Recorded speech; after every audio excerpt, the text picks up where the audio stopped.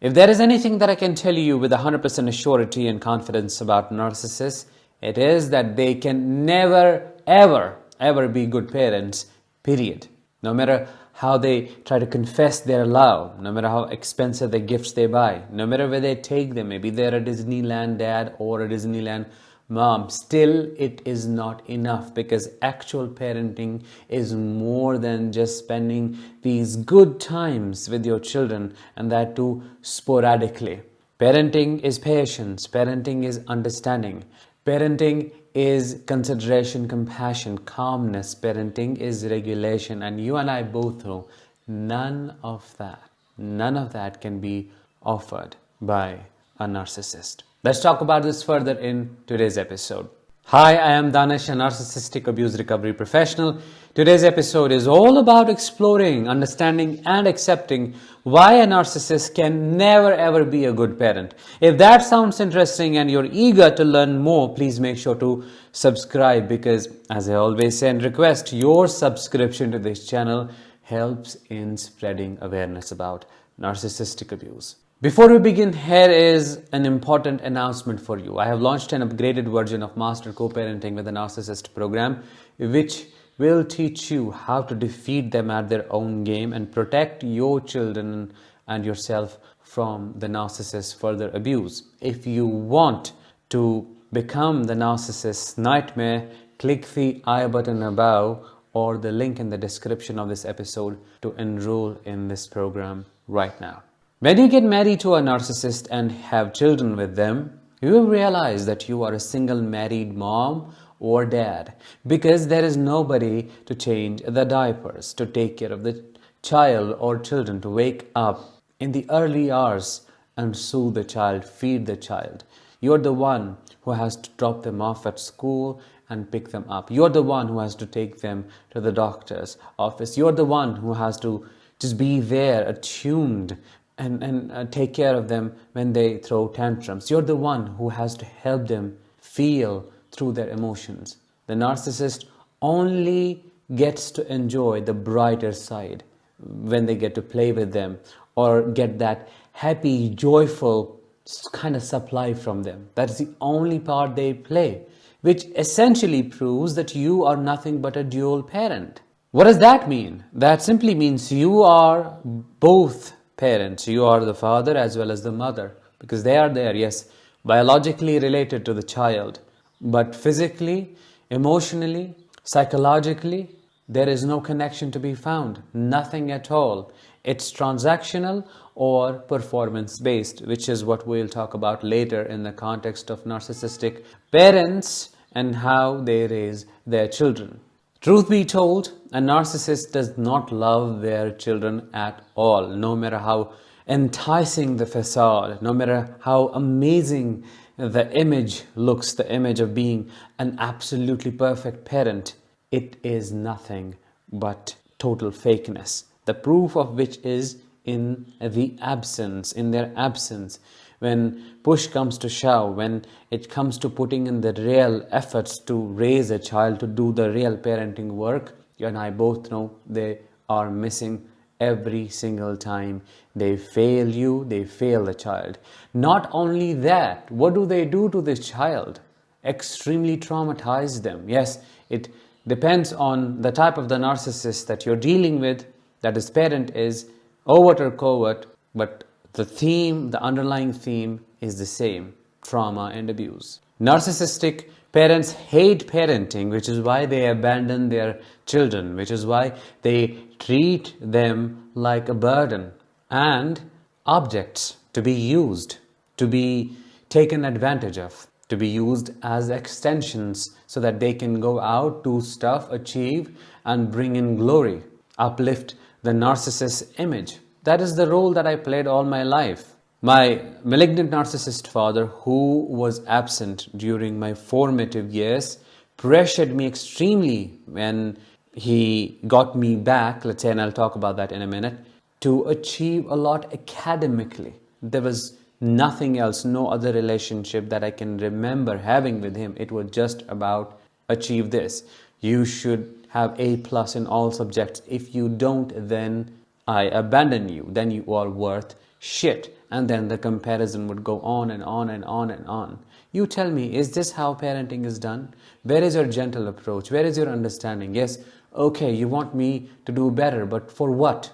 Is it for me or for you? Quite selfishly, you are doing it for yourself so that you can go and brag about my son achieved this and that. And it's nothing but their own ego trap in which you get caught. My covert narcissistic mother abandoned me when I was only a few months old and left me with her mother. Then it's my aunt, who was only I think 15, 16, started taking care of me. Can you imagine the abandonment trauma? Can you imagine the separation anxiety? Can you then imagine the neglect? It is very clear to me that she did not want to parent me when it was really difficult to do so. I mean, of course it is for all parents and you have to take responsibility, don't you? But she did not want to do that. She handed that over to somebody else and kind of said, take care of him, and when he's ready to give me supply, give him back.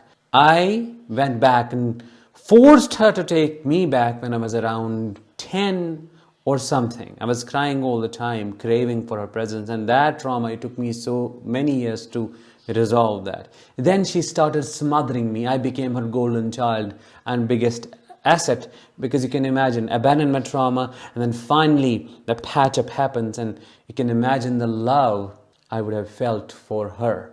But what did she do? Out of her narcissistic nature, took advantage of it. You're right. My mother to this day doesn't truly acknowledge that she did a real bad job at raising me, and the irony is she tries to guilt trip me by counting all the things she has done and how she carried me on her shoulders from one place to another. When? I don't remember. No, you did not do that. I only remember my grandmother raising me, my aunt, and that's it. And I remember crying all the time. That is the only memory that I have of my formative years. Then the question arises, why do they have children if they hate parenting so much? Well, the simplest answer to that is they want supply. That's it. In the form of the glory you bring in the form of chaos they get to create, in the form of partition they get to create in the family, in the form of enablers and other narcissists who become their extensions, in the form of torture they make their partner to experience true alienation, and all sorts of things to feel better about themselves and to feel proud. See, I created them. It gives them a godlike feeling, which is weird, nauseating, but it's telling. They do not see you as an individual, but a creation that they own. And that's why the entitlement. I will decide what happens to your life, and you have no right to say anything at all. These people are horrible parents. They starve their children. They keep them in untidy clothes. They do not care about their academics, their career. They do not care about their interests, emotions, and feelings. They are quite authoritarian, authoritative. They only know what to say and how to force it on them. They do not care about knowing what the child wants, and then cry about, oh, she has gone no contact with me, I am her mother, and he has cut me off, I am his father, and so on. According to them, their physical presence in their child's life is love. But you and I know that can't be further from the truth. They think just by providing you food to eat, bringing food to the table, and keeping a roof over your head is more than enough, and you should be grateful. You don't know the times that we had to live in and we had nothing, and you know how this crazy lecturing goes on. As I'm talking to you, I can recall a lot of things. How my father, my mother used to talk about their childhood and how hard they had it. Yes, acknowledged, but I didn't cause that. Why are you inflicting that pain on me? Why are you making my life a hell? When you know what it is like to live in that, you should have done the opposite, which is what healthy parents do. They make sure their children do not get to experience what they experienced themselves, if it was painful. In a narcissist's mind, parenting is a very simple concept in which they don't have to do anything at all, because it begins with pregnancy, and the one who is pregnant has to take the burden.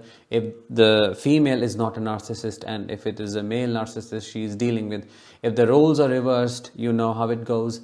And then When the child comes to this world, no happiness whatsoever, no joy, then begins the competition, then begins the rivalry, then begins the abuse. The child is abandoned, neglected. The narcissist probably either will give them money or buy them food, which is more than enough for them, but the child is being ungrateful, no emotional involvement, nothing at all, and then will blame the child for disconnecting from them when they did a very bad job at parenting, at being there for the child, and that is how the story goes and ends. They become the victim.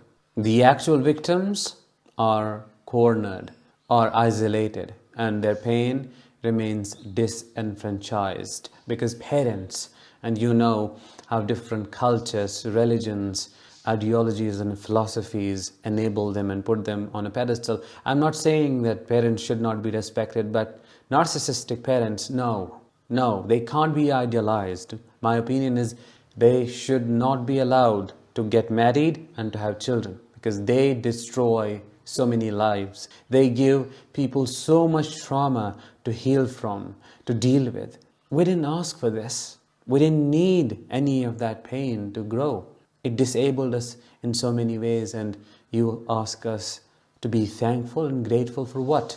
For all of this pain? Of course not. So that was it for today's episode. I hope you found it insightful. If you did, make sure to check out Master Co-Parenting with the Narcissist before the sale ends. It's available at a discounted price. You can click the I button above or the link in the description to enroll right now. I'll talk to you in the next one. Until then, as always, let the healing begin and continue.